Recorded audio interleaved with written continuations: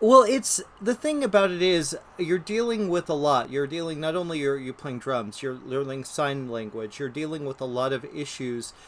What was a challenge of kind of creating this character and making him feel so real and so connected? You know, you relatable. I think, so much of the work is done in Darius's writing. It's a beautiful script full of rich relationships set in a really specific world. So then I guess the challenges after that, as it always is, kind of a split between the more technical and the more emotional. Hmm. So on the technical side, Darius said he wanted it all to be for real, which was music to my ears. As an actor, really learning a skill and living in it is, amazing if you can do that.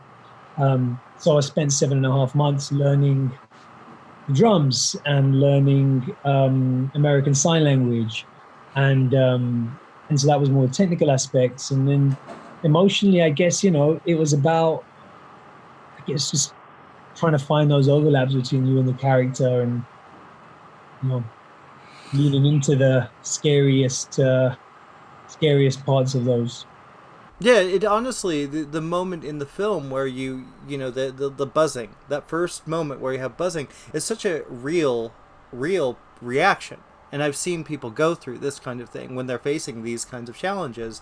Do you know people that have gone through it? Did you kind of find something to work with? Yeah, so I spent a lot of time within the deaf community. I was being mentored by Jeremy Stone, who was my sign instructor, and also spoke to people who had chosen to have cochlear implants, people who had chosen not to, people who are late deafened, people who are born deaf, children of deaf adults. Um, but I guess ultimately, you try and draw on your own experiences as well. You try and draw on your own experiences of feeling destabilized or feeling like you've lost your idea of who you were. Um, and I think actually that core of emotional confusion is one that a lot of people can relate to in this pandemic. Hmm. If you think about Ruben's journey, he's a workaholic who has a health crisis. He's forced into a kind of purgatory of assessing what really matters. That's kind of what the arc for our whole culture has been, our whole society, is go, go, go society, but we've all now been put on pause and kind of forced to kind of think about what really matters.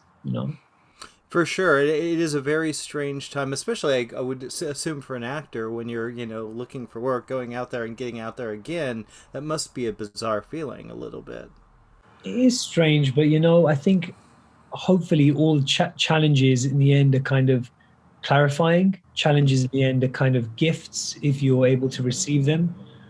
They can be very, very difficult to hold, these gifts. They can be scarring and bruising and tragic, but ultimately we don't choose the cards that life deals us, right? And something that I've learned from the deaf community was that, um, you know, just I think the deaf community has so much to teach the hearing community.